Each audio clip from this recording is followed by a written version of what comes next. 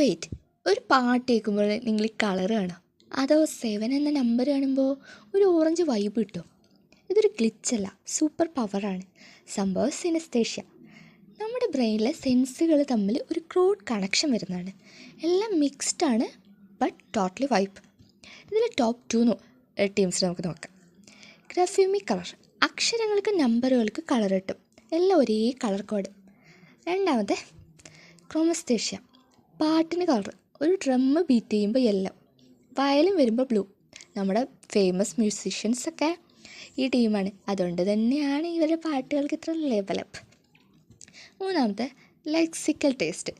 ഇതാണ് ക്രേസി. ഓരോ വാക്ക് കേൾക്കുമ്പോൾ ടേസ്റ്റ് അറിയുന്നത്. ഉദാഹരണത്തിന് നമ്മളിപ്പോൾ സ്കൂളിൽ നിന്ന് കേട്ടാൽ നമുക്ക് ടേസ്റ്റ്, ഒരു ചോക്ലേറ്റിന് ടേസ്റ്റ് വരും. അപ്പോൾ നിങ്ങൾ ഏത് ടീമാണ്?